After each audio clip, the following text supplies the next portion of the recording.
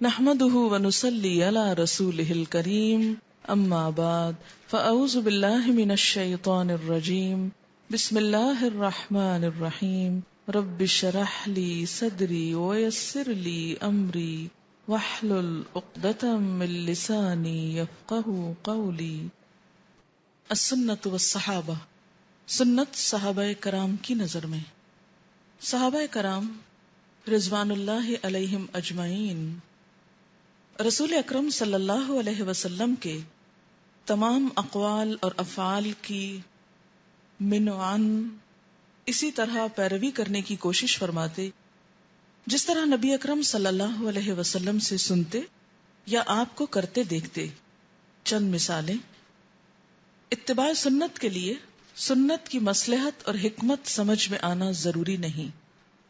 ان ابی سعید الخدری قال بینما رسول اللہ صلی اللہ علیہ وسلم یصلی باصحابہ اذ خلع نعلیہ فوضعہما عن یسارہ فلما رأى ذلك القوم القوا نعالهم فلما قضى رسول الله صلى الله عليه وسلم صلاته قال ما حملكم على إلقاء نعالكم قالوا رأيناك ألقيت نعليك فألقينا نعالنا فقال رسول الله صلى الله عليه وسلم إن جبريل أتاني فأخبرني أن فيهما قذرا أو قال أذن وقال إذا جاء أحدكم إلى المسجد فلينظر فإن رأى في نعليه قذرا أو أذن فَلْيَمْسَحْهُ وَلْيُصَلِّ فِيهِمَا رواہ ابو داؤد. حضرت ابو سعید خدری سے روایت ہے کہ ایک دفعہ رسول اللہ صلی اللہ علیہ وسلم صحابہ کرام کو نماز پڑھا رہے تھے کہ دوران نماز آپ نے جوتے اتار کر بائیں جانب رکھ دیے. جب صحابہ نے آپ کو دیکھا تو انہوں نے بھی اپنے جوتے اتار دیے. رسول اکرم صلی اللہ علیہ وسلم نے نماز ختم کی تو دریافت فرمایا تم لوگوں نے اپنے جوتے کیوں اتار دیے؟ صحابہ کرام نے عرض کیا ہم نے چونکہ آپ کو جوتے اتارتے دیکھا لہٰذا ہم نے بھی اپنے جوتے اتار دیے. رسول اللہ صلی اللہ علیہ وسلم نے فرمایا مجھے تو جبریل علیہ السلام نے آ کر بتایا تھا کہ میرے جوتوں میں غلاظت ہے یا کہا کہ تکلیف دہ چیز ہے لہٰذا میں نے اتار دیے. پھر آپ صلی اللہ علیہ وسلم نے صحابہ کو نصیحت فرمائی جب مسجد میں نماز پڑھنے آؤ تو پہلے اپنے جوتوں کو اچھی طرح دیکھ لیا کرو، اگر ان میں غلاظت لگی ہو تو اسے صاف کر لو، پھر ان میں نماز پڑھو. اسے ابو داؤد نے روایت کیا ہے. تو اس سے کیا پتہ چلتا ہے کہ جوتا اگر صاف ہو تو بوقت ضرورت اس میں نماز پڑھی جا سکتی ہے. مسجد میں جوتا آج کے دور میں ہم اس کا تصور نہیں کر سکتے، لیکن جیسا کہ آپ جانتے ہیں کہ اس دور میں مسجد نبوی میں نہ صفیں تھیں، نہ کارپٹس تھے، نہ دریاں تھیں اور نہ ہی کوئی چٹائیاں تھیں. خالی فرش تھا جس پر چھوٹی چھوٹی بجری سی بچھی ہوئی تھی، کنکریاں سی بچھی ہوئی تھی اور خاص طور پر گرمی کے وقت میں وہ بہت تپ جاتی تھی. تو اس لیے لوگ اس میں بھی جوتوں سمیت نماز پڑھا کرتے تھے اور بعض اوقات کیچڑ ہوتا تھا جب بارش ہو جاتی. تو اس سے آپ اندازہ لگائیں کہ اگر جذبے ہوں، ایمان ہو تو جگہوں سے کوئی فرق نہیں پڑتا، انسان بہترین سے بہترین کام بھی کر جاتا ہے. اور جب ایمان کمزور ہو جاتا ہے تو ہر چیز ہی کمزور پڑ جاتی.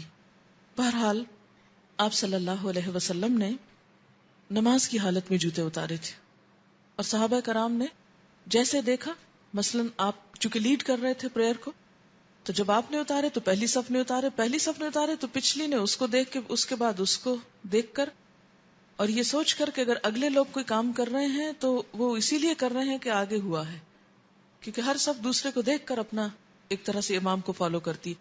ڈائریکٹ تو پچھلی صف امام کو نہیں دیکھ سکتی، اور خصوصاً اگر کوئی جوتے اتارنے کا کام ہو رہا ہو تو نیچے پاؤں کے پاس ہوگا تو مشکل ہے. تو اس سے آپ اندازہ لگا سکتے ہیں کہ انہوں نے نماز کی حالت میں ایسا کیا تو نہ حکمت جاننے کا وقت تھا اور نہ ہی کوئی آرگیومنٹ کا اور نہ ہی اس بات سے کوئی غرض کہ بیچ نماز کے ایسا کیوں ہو رہا ہے. انہیں تو غرض صرف اس سے تھی کہ نبی صلی اللہ علیہ وسلم نے ایک کام کیا تو ہمیں بھی کر لینا ہے. لیکن ہم لوگوں کا حال کیا ہے کہ دین کے معاملے میں ہر بات پہ جب تک مطمئن نہ ہو آگے نہیں بڑھتے، اور بلکہ مطمئن ہو بھی جائیں تو کوئی تعویل کر کے ٹال دیتے ہیں۔ حیرت کی بات ہے کہ اس کے باوجود حب رسول کے دعوے بہت کرتے ہیں۔ ان ابی رافع قال استخلف مروان ابا ہریرۃ علی المدینۃ وخرج الى مکہ فصلى لنا ابو ہریرۃ الجمعۃ فقرأ بعد سورۃ الجمعۃ فی الرکعۃ الآخرۃ اذا جاءک المنافقون قال فأدركت ابا ہریرۃ حين انصرف فقلت له انك قرأت بسورتين كان علي بن ابي طالب يقرأ بهما بالكوفة فقال ابو ہریرۃ انی سمعت رسول اللہ صلی اللہ علیہ وسلم يقرأ بهما یوم الجمعۃ رواہ مسلم۔ حضرت ابو رافع رضی اللہ تعالی عنہ فرماتے ہیں کہ مروان نے حضرت ابو ہریرہ کو مدینہ کا قائم مقام گورنر بنایا اور خود کسی کام سے مکہ چلے گئے۔ اسی دوران حضرت ابو ہریرہ نے جمعہ کی نماز پڑھائی، پہلی رکعت میں سورۃ جمعہ اور دوسری رکعت میں سورۃ منافقون تلاوت کی۔ حضرت ابو رافع کہتے ہیں کہ میں نماز کے بعد حضرت ابو ہریرہ سے ملا اور عرض کیا آپ نے وہی صورتیں تلاوت فرمائیں جو حضرت علی رضی اللہ تعالی عنہ اپنے عہد خلافت میں کوفہ میں پڑھا کرتے تھے۔ حضرت ابو ہریرہ رضی اللہ تعالی عنہ نے فرمایا میں نے رسول اللہ صلی اللہ علیہ وسلم کو یہ دونوں صورتیں نماز جمعہ میں پڑھتے سنا ہے، اسی لیے میں نے پڑھی ہیں۔ ادھر حضرت علی رضی اللہ تعالی عنہ کیوں پڑھ رہے تھے؟ اس لیے کہ انہوں نے بھی حضور صلی اللہ علیہ وسلم کو یہ کرتے دیکھا۔ عن نافع قال سمع ابن عمر مزمارا قال فوضع اصبعيه على اذنيه ونأى عن الطريق وقال لي يا نافع هل تسمع شيئا؟ قال فقلت لا، قال فرفع اصبعيه من اذنيه وقال كنت مع النبي صلى الله عليه وسلم فسمع مثل هذا فصنع مثل ذلك، قال نافع فكنت اذ ذاك صغيرا، رواہ ابو داود صحیح۔ حضرت نافع رحمہ اللہ کہتے ہیں کہ حضرت عبداللہ بن عمر رضی اللہ تعالی عنہما نے بانسری کی آواز سنی تو اپنی دونوں انگلیاں کانوں میں ٹھونس لیں اور راستے کی دوسری سمت کافی دور نکل گئے اور مجھ سے پوچھا اے نافع کیا کچھ سن رہے ہو؟ میں نے عرض کیا نہیں۔ تب انہوں نے اپنی انگلیاں کانوں سے نکالی اور فرمایا میں رسول اللہ صلی اللہ علیہ وسلم کے ساتھ تھا۔ رسول اللہ صلی اللہ علیہ وسلم نے بنسری کی آواز سنی اور ایسے ہی کیا، یعنی جیسے میں نے کیا۔ تو انہوں نے اپنے عمل کو کس کے تابع کیا؟ حضور صلی اللہ علیہ وسلم کے۔ حضرت نافع نے یہ بھی بتایا کہ اس وقت میں چھوٹی عمر کا لڑکا تھا، یعنی بہت پہلے یہ عمل میں نے دیکھا تھا اور آج اس پر عمل کر رہا ہوں، اور اس کے برعکس ہمارا عمل کیا ہے۔ ان ہلال ابن اساف قال كنا مع سالم ابن عبید فعطس رجل من القوم فقال السلام علیکم فقال سالم وعلیک وعلى امک ثم قال بعد لعلك وجدت مما قلت لك قال لوددت انك لم تذكر امي بخير ولا بالشر قال انما قلت لك كما قال رسول الله صلى الله عليه وسلم انا بينا نحن عند رسول الله اذ عطس رجل من القوم فقال السلام عليكم فقال رسول الله وعليك وعلى امك ثم قال اذا عطس احدكم فليحمد الله قال فذكر بعد المحامد وليقل له من عنده يرحمك الله وليرد يعني عليهم يغفر الله لنا ولكم، رواہ ابو داود۔ حضرت ہلال بن اساف رضی اللہ عنہ کہتے ہیں کہ ہم سالم بن عبید کے پاس تھے کہ ایک آدمی نے چھینک ماری اور کہا السلام علیکم۔ حضرت سالم نے اس کے جواب میں کہا وعلیک وعلی امک، یعنی تجھ پر اور تیری ماں پر بھی سلام۔ پھر کہا جو میں نے کہا ہے شاید اس پر تجھے ناگواری محسوس ہوئی ہے۔ آدمی نے جواب میں کہا میری خواہش تھی کہ تم میری ماں کا اچھے الفاظ میں تذکرہ کرتے نہ کہ برے الفاظ سے۔ تو حضرت سالم نے کہا سنو میں نے یہ جواب اس لیے دیا کہ ہم نبی صلی اللہ علیہ وسلم کی خدمت میں حاضر تھے کہ ایک آدمی نے چھینک ماری اور السلام علیکم کہا، تو اس کے جواب میں نبی صلی اللہ علیہ وسلم نے بھی یہی جواب دیا تھا وعلیک وعلی امک، لہٰذا میں نے بھی ویسے ہی کہا ہے۔ اور پھر نبی صلی اللہ علیہ وسلم نے اسے بتایا جب چھینک مارو تو الحمدللہ کہو۔ راوی کہتا ہے کہ آپ نے بعض دیگر حمد کے کلمات کا ذکر بھی کیا اور پھر آپ نے فرمایا چھینکنے والے کے پاس جو شخص موجود ہو اسے یرحمک اللہ کہنا چاہیے اور چھینکنے والے کو پھر یغفر اللہ لنا ولکم کہنا چاہیے، یہ سنت ہے۔ تو اس سے کیا پتہ چلتا ہے کہ بعض اوقات آپ کی تعلیم دینے کا طریقہ کیا تھا کہ دوسرے کو جھنجھوڑ ڈالتے تھے. یعنی ایک شخص نے آپ کی مجلس میں کیا کیا, چھینک مارنے کے بعد السلام علیکم کہا, تو آپ نے اس کو نارمل طریقے سے جواب نہیں دیا, بلکہ کیا کہا, وعلیک وعلی امک. اور ایسا کہنا, یعنی ایسے موقع پر ماں کا ذکر کرنا کیا معنی رکھتا تھا کہ جس نے تیری تربیت کی ہے اور تجھے یہ بھی نہیں سکھایا. تو ہوتا ہی ہے نا کہ جب انسان کو غلطی کرتا ہے تو فوراً ماں پکڑی جاتی ہے. لیکن آپ نے بہت آسان الفاظ میں, سلام کا ایک طرح سے جواب بھی ہے اور ایک تعلیم بھی ہے اور ایک گہرے معنی بھی رکھتا ہے, اور پھر آپ نے اصل طریقہ سکھایا کہ چھینک کے بعد کیا ہو, الحمدللہ کہنا چاہیے. اب آپ دیکھیے کہ السلام علیکم کا کیا معنی ہے, تم پر سلام ہو, اور الحمدللہ کا معنی ہے سب شکر اللہ کے لیے. اب دیکھیے کہ دین میں کتنی سینس ہے. آپ کو معلوم ہے نا کہ جب انسان چھینکتا ہے تو اس وقت کیا ہوتا ہے, چند سیکنڈز کے لیے اس کا ہارٹ جو ہے وہ کام کرنا بند کر دے, ایک طرح سے رک جاتا ہے, اور جب وہ چھینک چکتا ہے تو دوبارہ شروع ہوتا ہے. تو اس موقع پہ کیا کہنا چاہیے, الحمدللہ, اللہ کا شکر ہے جس نے دوبارہ ایک طرح سے زندگی دی. اور اگر اس موقع پر آپ منع نہ کرتے اور توجہ نہ دلاتے اور سلام کو باقی رہنے دیتے, تو آپ دیکھیے کہ آج جب یہ بات پروو ہوئی اور الحمدللہ کا ایک سینس بنتا ہے. حالانکہ السلام علیکم میں بھی ایک لاجک ہے کہ تھوڑی دیر کے لیے میں تم سے غائب ہو گیا اور پھر اب میں تم کو سلام کر رہا ہوں, لیکن یہ سینس اس طرح نہیں جس طرح الحمدللہ میں ہے.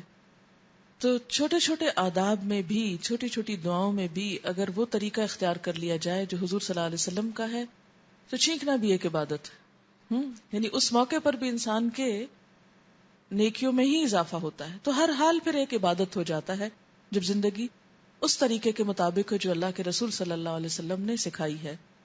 اور پھر ساتھ یہ بھی بتا دیا گیا کہ کہنے والا الحمدللہ کہے اور جواب دینے والا یرحمک اللہ کہے, اور پھر جب اس کے جواب میں دعا دی جائے تو کیا, یغفر اللہ لنا ولکم. یعنی یہاں تک کی سنتوں میں من گھڑت طریقے ایجاد نہیں کرنے چاہیے, لیکن ہم نے تو السلام علیکم اور وہ سب بھی چھوڑ کر کیا شروع کر دیا. کیا کہتے ہیں چھینکنے کے بعد, ایکسکیوز می.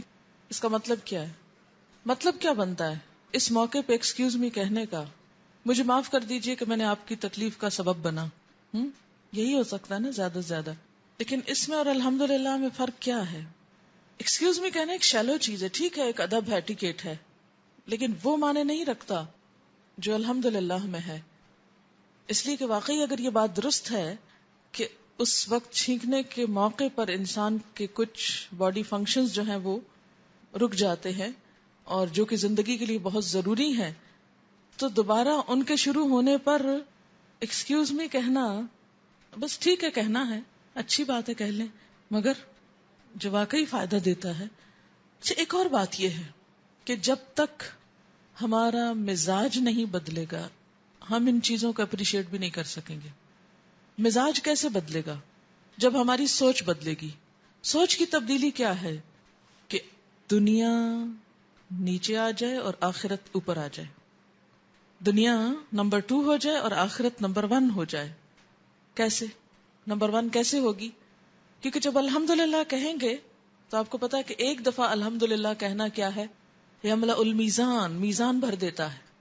اس وقت ایک نئی زندگی کا ملنا اللہ کی نعمت ہے, شکر ہے کہ ہر چیز پھر اپنا کام کرنے لگی, اور اللہ تعالیٰ کی رضا حاصل ہوتی ہے, سنت کی پیروی ہوتی. بیک وقت کتنے نیک کام ہو گئے, اللہ کا ذکر ہوا, شکر ہوا, شکر کے کلمات. شکر کرنے والوں کو اللہ تعالیٰ کا وعدہ کیا ہے, اور دوں گا اور نعمتیں دوں گا. الحمدللہ کہنا اتنی بھاری نیکی کی میزان بھر دیتا ہے.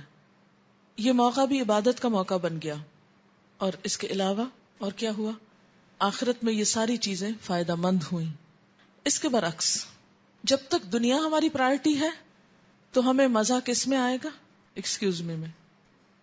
ہم اس کو پریفر کریں گے اور اس پہ فخر کریں گے اور اس کو بہت کانفیڈنٹلی کہیں گے, اور الحمدللہ کہنے میں ہم کو شرم آتی رہے گی. کہیں گے بھی تو دل میں آہستہ سے کہ کسی نے سن لیا تو کہیں دیکھا ملانی ہو گئی. اب چھینک پہ بھی الحمدللہ کہا جا رہا ہے. تو آپ دیکھیں کہ ہمیں کب تک شرم آتی رہے گی لوگوں سے, جب تک دنیا ہماری پرائرٹی رہے گی. جب آخرت ہو جائے گی اور آخرت کے معاملے میں تھوڑے سے ہم سمجھدار ہو جائیں گے، آخرت کے فائدے ڈھونڈنے لگیں گے، تو ہمیں کہیں بھی شرم نہیں آئے گی. ہم لوگوں کی خاطر اپنا نقصان کریں، اپنی آخرت برباد کریں؟ نہیں، ہمیں تو ایک ایک منٹ سے فائدہ اٹھانا ہے. دنیا کے لیے کام کرنے والے ایک ایک منٹ کو قیمتی سمجھتے ہیں. آپ کو پتا ہے کہ ٹیلی ویژن پر چند سیکنڈز کا اشتہار کتنے پیسے یہ جو پرائم ٹائم پہ ایڈ آتی ہے اس میں 10 سیکنڈ 15 سیکنڈ کے لیے تھاؤزینڈز میں آتا ہے اشتہار. تو اتنا قیمتی ہے، 10 سیکنڈز اتنے قیمتی ہیں اس اسکرین پر. ہم ہر وقت کتنے سیکنڈز گنواتے رہتے ہیں اور کتنے ہی نیکی کے موقع گنواتے رہتے ہیں. حدیث پاک میں آتا ہے لا تحتقرن من المعروف شیئا، نیکی کے کسی بھی کام کو حقیر مت سمجھو، چھوٹا نہ سمجھو. چھوٹی سی نیکی بھی چھوٹی نہیں، قیامت کے دن تو ذرے کے برابر بھی. من یعمل مثقال ذرۃ خیرا یرہ، ذرہ بھی نیکی کا کوئی کرے گا تو اس کو بھی دیکھے گا وہاں جا کر. کہاں یہ کہ ہم بے شمار دفعہ ایسی ہی نیکی کے موقع کو گنوا دیں؟ ہرگز نہیں. اور آپ دیکھیے کہ اگر ہم سارے لوگوں کی نگاہ میں بھی پسندیدہ ہو جائیں نا، کچھ کہہ کے، کوئی دنیا والوں کے ایٹیکیٹس اختیار کر کے، تو پھر کمپیئر کریں کہ اس وقت اللہ کا مطالبہ مجھ سے کیا تھا، اللہ تعالیٰ کیا چاہتے ہیں اور یہ کیا چاہتے ہیں. جو بڑا ہے اس کی مان لیں تو ہوگا کیا؟ جس کے لیے جو بڑا ہوگا وہ اسی کو خوش کرے گا. لکھ لیجئے اس جملے کو، میرے لیے جو بڑا ہوگا میں اسی کو خوش کروں گی. اگر لوگ بڑے ہیں تو لوگوں کو خوش کرنے کے کام کروں گی اللہ کے مقابلے پر، اور اگر اللہ بڑا ہے تو اس کو خوش کرنے کے کام کروں گی لوگوں کے مقابلے پر. یہ لوگوں کے مقابلے پر لفظ میں نے اس لیے بولا ہے تاکہ الگ الگ تو دونوں ہی جائز ہیں، لوگوں کو بھی خوش کرنا چاہیے، اللہ کو بھی خوش کرنا چاہیے، لیکن جب دونوں آمنے سامنے آ جائیں، ایک طرف اللہ کی ذات اور ایک طرف لوگ، تو پھر کس کو خوش کرنا ہے؟ پھر اللہ کو خوش کرنا ہے. اچھا، بخاری کی ایک اور روایت میں چھینک کے بارے میں آتا ہے ان اللہ یحب العطاس ویکرہ التصاؤب فاذا عطس فحمد اللہ فحق علی کل مسلم سمعہ ان یشمتہ واما التصاؤب فانما هو من الشیطان فلیردہ ما استطاع فاذا قال ہا ضحک منہ الشیطان. حضرت ابو ہریرہ سے روایت ہے کہ اللہ تعالی چھینکنے کو پسند کرتے ہیں لیکن جمائی لینے کو، یون کرنے کو ناپسند کرتے ہیں. یعنی اگر کسی کو چھینک آئے تو اللہ تعالیٰ کو برا نہیں لگتا. اور اس میں شاید ایک بات یہ بھی ہے کہ انسان کے بس میں نہیں ہوتا نا چھینکنا. یعنی خود آپ اگر اس وقت چاہیں کہ چھینکیں تو آپ چھینک نہیں سکتے، اور چھینک آ رہی ہو تو بعض اوقات روک نہیں سکتے. ٹھیک، اب آپ دیکھیے کہ جمائی اس کو آپ کنٹرول کر سکتے ہیں، اگرچہ وہ بھی غالب آتی ہے انسان پر، اور اگر کنٹرول نہ بھی کر سکے تو ایٹ لیسٹ ہاتھ رکھ کے اپنے آپ کو روک سکتے ہیں، اور روکنا چاہیے. فرمایا کہ ہر مسلمان پر حق ہے کہ جب انسان چھینک آئے اس کو تو اللہ کی حمد کرے، اور جو سنے اس کا جواب دے. وَأَمَّا التَّصَاؤُبُ، اور جہاں تک جمائی کا تعلق ہے، یون کرنے کا، وہ من الشیطان، شیطان کی طرف سے. فَلْيَرُدَّهُ، چاہیے کہ انسان روک رکھے اس کو جتنا روک سکے. اور جب انسان جمائی کے ساتھ ہاں کا لفظ بولتا ہے، ہاں ایسے کر کے جو ہاں بولتا ہے نا، تو ضحک منہ الشیطان، شیطان اس شخص پہ خوش ہوتا ہے. یہ شیطان کو خوش کرنے والا کام ہے. کون سا؟ جمائی کے ساتھ آواز بھی نکالنا. اب دیکھیے کہ کتنی چھوٹی چھوٹی چیزوں میں اسلام نے ادب سکھایا ہے. اکثر ایسا ہوتا ہے نا، جب نیند آنے والی ہوتی ہے تو اس وقت انسان جمائی لے رہا ہوتا ہے، جمائی کے ساتھ پھر ہاں شاہ بھی کر لینا. عن نافع ان رجلا عطس الى جنب ابن عمر فقال الحمد لله والسلام على رسول الله. قال ابن عمر وانا اقول الحمد لله والسلام على رسول الله وليس هكذا علمنا رسول الله صلى الله عليه وسلم. علمنا ان نقول الحمد لله على كل حال. رواه الترمذي. حضرت نافع سے روایت ہے کہ ایک آدمی نے حضرت عبداللہ بن عمر کے پاس چھینک ماری اور کہا الحمدللہ والسلام علی رسول اللہ. حضرت عبداللہ بن عمر نے فرمایا الحمدللہ والسلام علی رسول اللہ تو میں بھی کہتا ہوں، یعنی اس کے کہنے میں کوئی گناہ کی بات نہیں، لیکن رسول اللہ صلی اللہ علیہ وسلم نے ہمیں یوں سکھایا ہے، یعنی چھینکنے کے بعد، کہ ہم الحمدللہ علی کل حال کہیں. لہذا جو سنت کا طریقہ وہی کرو. یعنی اگر ویسے کوئی شخص یہ کہتا ہے خطبے میں الحمدللہ والسلام علی رسول اللہ تو کوئی حرج نہیں کہ موقع ہے کہنے کا، لیکن چھینکنے کے بعد یہ موقع نہیں، اس وقت صرف الحمدللہ کہنا ہی کافی ہے. یعنی اپنے پاس سے دین میں اضافے بھی نہیں کرنے چاہیے، کیونکہ اس طرح دین کی اصل شکل مسخ ہو جائے گی اور دین بوجھل ہو جائے گا. جیسے ایک بچی نے ایک چھوٹا سا نوٹ مجھے دیا، وہ کہتی ہیں کہ میں کل گھر میں گئی اور میری والدہ نے مجھے کہا کہ آپ کو درود تنجینہ پڑھنا ہے. میں نے ان کو سمجھانے کی کوشش کی لیکن وہ جب نہیں سمجھی تو میں نے ان کے ساتھ پڑھنا شروع کیا. کہتی کہ میں I spent 4 hours from 6 p.m. to 10 p.m. reading this 1000 times درود. نتیجہ کیا نکلا کہ میں اپنے اسکول کا بیگ بھی نہ کھول سکی اور کوئی پڑھائی نہ کر سکی، اور آخر میں مجھے فلو بھی ہو گیا، اور اس صبح تک میری حالت خراب تھی کہ میں کوئی اور مفید کام نہیں کر سکی. تو مجھے بتائیں کہ میں کس طرح ریسپیکٹ فلی اپنی والدہ کو ایکسپلین کروں، کیونکہ وہ بہت زیادہ اس پر یقین رکھتی. ہمارے یہ ایک گھر کا معاملہ نہیں ہے، یہ اکثر گھروں کا حال ہے کہ جب کوئی مشکل پیش آتی ہے تو ہم اصل کام کرنے کی بجائے ایسے کام کرتے ہیں کہ جس سے ہمارے فرائض بھی چلے جائیں. بدعت کی ایک ڈیفینیشن ہے اور وہ ہے البدعۃ تمیت السنہ. بدعت سنت کی موت ہے. کیوں؟ اس لیے کہ اس کو ریپلیس کر دیتی ہے نا، سنت کو ہٹا کے ایک نئی چیز. بدعت کیا ہوتی ہے؟ دین میں نئی چیزوں کا داخل کرنا. جب ہم دین میں نئی چیزیں داخل کرتے ہیں تو کیا ہوتا ہے؟ اصل چیز گم ہو جاتی. مثلا یہ پانی کا گلاس ہے اور صاف ستھرا پانی، اگر میں اس میں میلا پانی ڈالنا شروع کر دوں تو کیا ہوگا؟ اصل کہاں جائے گا؟ پلوٹ ہو جائے گا. یا ڈالتی چلی جاؤں تو کیا ہوگا؟ وہ سارا گرتا نکلتا چلا جائے گا. ایک وقت آئے گا کہ اصل کا کہیں نام نہیں رہے گا اور سارے کا سارا میلا پانی ہو جائے گا اس میں. اب آپ دیکھیے کہ نبی صلی اللہ علیہ وسلم کا طریقہ کیا تھا جب کوئی مشکل پیش آتی تھی؟ نماز. قرآن نے کیا کہا ہے؟ وَاسْتَعِینُوا بِالصَّبْرِ وَالصَّلَاةِ. قرآن کی آیت ہے وَأْمُرْ أَهْلَكَ بِالصَّلَاةِ وَاسْتَبِرْ عَلَيْهَا. اپنے گھر والوں کو نماز کا حکم دو اور خود بھی اس پہ جمے رہو. یعنی نہ صرف یہ کہ آپ خود پڑھتے تھے بلکہ حدیث میں آتا ہے کہ جب کوئی مشکل وقت آتا تو آپ اپنے گھر والوں کو بھی نماز پڑھنے کے لیے کہتے. اور اس کا مسنون طریقہ کیا ہے؟ کیا بولتے ہیں اس کو؟ صلاۃ حاجت. کتنی دیر لیتی ہے صلاۃ حاجت؟ Maximum 10 minutes. 5 منٹ میں آپ یکسوئی سے نماز پڑھ لیں اور 5 منٹ میں وہ دعا. اور بس صرف یہ کہ کنسنٹریشن شرط ہے اس نماز کے لیے، سب کے لیے شرط ہے لیکن اس میں خاص طور پہ قبولیت کے لیے. ایک دفعہ پڑھیں، نہیں تسلی تھوڑی دیر بعد پھر پڑھ لیں، گھنٹے گھنٹے بعد پڑھنی شروع کر دیں اگر بہت ہی پریشانی کا عالم. لیکن نبی صلی اللہ علیہ وسلم نے کبھی بھی اپنے آپ کو اور صحابہ کو ایسی کوئی بات نہ سکھائی ہے، نہ ستایا ہے، نہ پریشان کیا ہے کہ آؤ 1000 دفعہ پڑھو یہ یا 2000 دفعہ پڑھو. کوئی ذکر 100 سے اوپر نہیں جاتا، کوئی ذکر 100 سے اوپر نہیں جاتا. جب ہم کوئی بھی چیز اپنے پاس سے کرنے لگتے ہیں تو کیا ہوتا ہے؟ ایکسٹریم پہ چلے جاتے ہیں اور وہ پھر اصل چیزیں حتیٰ کہ فرائض بھی چھوٹتے ہیں. فرض نماز بھی آپ تیز تیز پڑھیں گے کہ ذرا جلدی ہو جائے تو کہ میرا یہ وظیفہ رہتا ہے ابھی، کیوں اپنے آپ کو مشقت میں ڈالتے ہیں؟ اللہ تعالیٰ تو فرماتے ہیں ما انزلنا علیک القرآن لتشقی. تو اسی طرح لوگوں سے جھگڑے نہیں اور نہ فتوے دیں خدا کے لیے کہ جہاں کوئی یہ کر رہا ہو آپ ان کے پیچھے پڑ جائیں اور آپ ان کی چیزیں سمیٹنے لگیں اور ان سے بدتمیزی کریں اور لڑیں جھگڑے نہیں. لیکن حل کیا ہے؟ اندھیرا کیسے جاتا ہے مجھے بتائیے. اندھیرا کتنا بڑا ہوتا ہے؟ مثلا اس کمرے میں اگر لائٹ نہ ہو تو کیا ہوگا؟ پورا اندھیرا. اور اگر آپ صرف ایک بٹن جلا دیں تو کم از کم اتنی روشنی ہو جائے گی کہ سب ایک دوسرے کو دیکھ سکیں گے.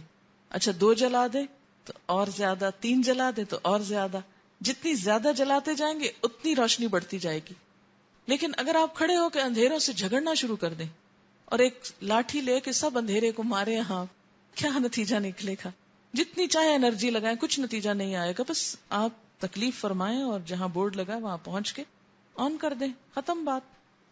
اسی طرح جہاں لوگوں کو آپ دیکھیں کہ اور ادھر ادھر کے کام کر رہے ہیں فالتو قسم کے جو ان پہ بوجھ ہیں اور ان کے لیے مشقت کا سبب ہیں اور ان کے فرائض میں غفلت کا سبب ہیں، تو کیا کریں؟ ایک لائٹ جلا دیں، ایک اچھی چیز سنا دیں، کسی اور موقع پہ اور اچھی چیز سنا دیں. اور آہستہ آہستہ جب وہ اچھی چیزوں کے عادی ہو جائیں گے تو اس طرح کے بوجھ خود ہی ہٹ جائیں گے. آپ دیکھیں کہ نبی صلی اللہ علیہ وسلم کے آنے کا مقصد کیا تھا؟ سورۃ الاعراف جس میں آتا ہے کہ وَيَدَعُ عَنْهُمْ إِسْرَهُمْ. کیا معنی ہے یدع عنہم اسرہم؟ کہ آپ کیا کرتے ہیں؟ بوجھ ہٹاتے ہیں لوگوں سے. والاغلال التي كانت علیہم، اور وہ توق کیا ہوتے ہیں؟ اپنے کو رسیاں جو باندھی ہوئی ہیں، جو جکڑا ہوا ہے رسم و رواج میں، مختلف چیزوں میں، ان کو کاٹتے ہیں، ہٹا دیتے ہیں. کھلے ہو جاؤ، دین کو آسان کرو، جو کر سکتے ہو وہ کرو، ناروا بوجھ مت ڈالو. لیکن مشکل یہ ہے کہ اصل دین تو کتابوں کی گرد میں پڑا ہے، وہ نہ ہم کھولتے ہیں، نہ پڑھتے ہیں، نہ جانتے ہیں، نہ کرتے ہیں. اور جو نہیں کرنا چاہیے وہ عام ہو گیا ہے. اس کا حل لڑائی جھگڑا نہیں ہے، کسی کو حقیر سمجھنا نہیں، کسی کو برا کہنا نہیں ہے، کسی سے نفرت کرنا نہیں ہے. خلوص کے ساتھ ایک اچھی بات بتا دے، عام کر دے. اللہ نے چاہا تو خود ہی دلوں میں اتر جائے گی. اور اگر اس کے ہاں کسی کی ہدایت نہیں لکھی ہوئی نا، تو یاد رکھیے ہم سب مل کر بھی کسی کو سمجھانا چاہے بات تو وہ نہیں سمجھ سکتا. صرف اللہ ہدایت دیتا ہے جس کو بھی دیتا ہے، اس لیے سب کو اسی سے مانگنا چاہیے. ایک کسی بھی اچھی بات کو پھیلانے کا فائدہ کیا ہوتا ہے؟ رات مجھے ایک فون آیا اسلام آباد سے، تو کہنے لگی کہ میرے ایک بہت ینگ نیفیو کی ڈیتھ ہو گئی ہے سری لنکا میں ایک ایکسیڈنٹ میں. تو ہم نے آپ کے یہ جو دعاؤں کے کارڈز ہیں انگلش ٹرانسلیشن کے ساتھ، یہ جو قرآنی دعائیں آئی ہیں، یہ ہم نے کافی وہاں پر فوری طور پر بھجوائے، کیونکہ بہت زیادہ لوگ جمع ہوتے ہیں تو سب کو کچھ نہ کچھ دیا جائے. تو کہتی ہیں کہ اس میں بہت سے نان مسلمز بھی تھے اور انہیں یہ دعائیں اتنی پسند آئی ہیں اور انہوں نے بہت خوشی سے لی اور یہ کہا کہ ہم ان کو پڑھیں گے، کیونکہ دعا تو دعا ہے نا، اور دعاؤں کے الفاظ بھی بہت اچھے ہیں. جو قرآن کی بھی دعائیں، قرآنی دعائیں ہیں، آپ کبھی غور کیجئے تو بہت عمدہ ہیں. تو وہ کہنے لگی کہ میں آپ کو خاص طور پہ مبارکباد دینے لگی کہ آپ نے بہت اچھا کام کیا ہے، اور اس کا فائدہ صرف مسلمانوں کو نہیں، نان مسلمز کو بھی ہوگا. بس ایک کام کیجئے کہ جہاں آپ نے ریفرنس دیے ہیں صرف عربی میں دیے ہیں، ان کو انگلش میں بھی ریفرنس دے دیں، تاکہ وہ پھر اس بہانے قرآن تک جائیں. یعنی یہ ایک رستہ کھل جائے گا کہ وہ اس دعا کی اوریجنل وہاں جا کے دیکھیں گے، جب دیکھیں گے تو آگے پیچھے کچھ اور بھی پڑھ لیں گے. کہ کہتے ہیں کہ یہ بھی انہوں نے ہی ہم سے کہا کہ یہ ریفرنس جو ہے اگر انگریزی میں ہوتا تو ہمیں زیادہ ہی فائدہ ہوتا.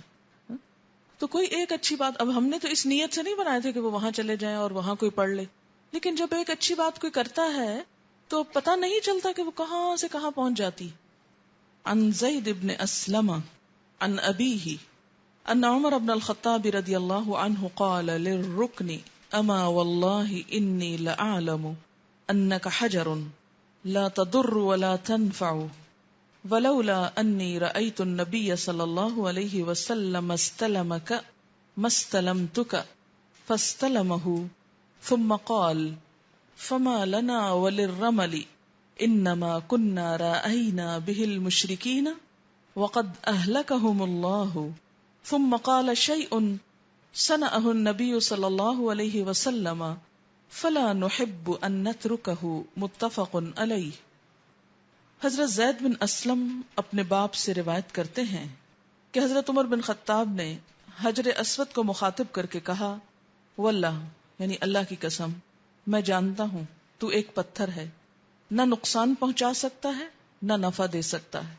اگر میں نے نبی اکرم صلی اللہ علیہ وسلم کو استلام یعنی حجر اسود کو ہاتھ لگا کر بوسہ دینا کرتے نہ دیکھا ہوتا. استلام کیا کہتے ہیں؟ حجر اسود کو ہاتھ لگا کے بوسہ دینا. ایک ہوتا ہے خود چومنا اور ایک ہوتا ہے ہاتھ سے ٹچ کرنا، جیسے دور سے گزر رہے ہیں، خود نہیں پہنچ سکتے ہاتھ لگا، یعنی اشارہ ایک طرح سے کر کے گزر جانا طواف کی ابتدا میں. تو تجھے کبھی نہ چومتا. پھر فرمایا اب ہمیں رمل کرنے کی کیا ضرورت ہے؟ رمل تیز دوڑنے کو کہتے ہیں، طواف کے دوران تیز تیز چلنے کو. رمل تو مشرکوں کو دکھانے کے لیے تھا. اس کا کچھ قصہ معلوم ہے کہ مشرکوں کو کیا دکھانے کے لیے تھا؟ جیسے کہ آپ جانتے ہیں کہ صحابہ کرام نے جب ہجرت کی اور مدینہ چلے گئے تو 5-6 سال تک ان کے لیے واپس آنے کے کوئی چانسز نہ تھے. پھر اس سال عمرے کے لیے آئے جب اللہ تعالیٰ نے حضور صلی اللہ علیہ وسلم کو خواب میں دکھایا، لیکن عمرہ نہ کر سکے. صلح حدیبیہ ہوئی اور عمرے کے بغیر واپس لوٹ گئے. پھر اگلے سال میں صحابہ کرام اور حضور صلی اللہ علیہ وسلم نے آ کر عمرہ کیا. جب عمرہ کیا تو مشرکین مکہ جو ان کے دشمن تھے اس وقت ان کو دیکھ رہے تھے طواف کرتے ہوئے اور یہ کہہ رہے تھے مسلمانوں کو مدینہ کی آب و ہوا راس نہیں آئی اور یہ کمزور ہو گئے ہیں وہاں جا کر. یہ بھی ایک ستانے کا انداز تھا تاکہ یہ پچھتائیں کہ ہم یہاں سے کیوں گئے. بہرحال اس پر آپ صلی اللہ علیہ وسلم نے کیا فرمایا کہ تم طواف میں تیز چلو تاکہ ان کو احساس ہو کہ ہم کمزور نہیں پڑے اور مدینہ کی آب و ہوا نے ہم کو نقصان نہیں پہنچایا. رمل تو مشرکوں کو دکھانے کے لیے تھا، اب اللہ نے انہیں ہلاک کر دیا ہے. پھر خود ہی فرمایا لیکن رمل تو وہ چیز ہے جو رسول اللہ صلی اللہ علیہ وسلم کی سنت ہے اور سنت چھوڑنا ہمیں پسند نہیں. یعنی اگرچہ ان کو دکھانے کے لیے تھا لیکن ہم اسے کرتے رہیں گے کیونکہ آپ نے پھر اس کے کرنے سے روکا نہیں، منع نہیں کیا، ایک سنت جاری کر دی. اور یہ بھی ہو سکتا ہے کہ اگر اس دور میں مشرکین کو دکھانے کے لیے تھا تو آج بھی اس کا اپنا ایک فائدہ ہو. اور طواف کا سین بھی ایک بہت خوبصورت سین ہوتا ہے. اسی طرح سعی کرتے وقت اور خاص طور پر سعی میں جب وہ گرین نشان کے درمیان مرد حضرات دوڑتے ہیں تو وہ بھی حضرت ہاجرہ کی یاد دلاتا ہے کہ اللہ کی ایک بندی کا عمل اللہ تعالیٰ کو کتنا پسند آیا کہ رہتی دنیا تک کے لیے مردوں کو بھی اس عورت کی پیروی کا حکم دیا گیا. یہ ایک طرح سے انہی کی پیروی اور انہی کی یاد میں ہے، انہی کی سنت کو زندہ کرنا ہے. تو اللہ کے ہاں کوئی کوشش خواہ کسی مرد کی ہو یا عورت کی، اگر وہ خلوص کے ساتھ، محبت کے ساتھ، دل کے سچے جذبات کے ساتھ ہو تو اللہ تعالیٰ اس کی قدردانی فرماتے ہیں. جیسا کہ سورت آل عمران میں آتا ہے کہ انی لا اضیع عمل عامل منکم من ذکر او انثی بعضکم من بعض، میں کسی کا بھی عمل ضائع کرنے والا نہیں ہوں، خواہ کوئی مرد ہو یا عورت ہو، تم میں سے بعض سے ہو. یعنی اسلام کی بنیاد پر کوئی ڈسکریمنیشن نہیں. ایمان میں جو آگے ہے درجہ اس کا آگے ہے. کسی کا درجہ اس لیے بڑا نہیں ہو سکتا کہ وہ مرد ہے تو اس کو نیکی زیادہ ملے گی اور عورت کو کم. ہر ایک کے عمل کے طریقے اور پھر نیت اور خلوص پر مبنی ہے.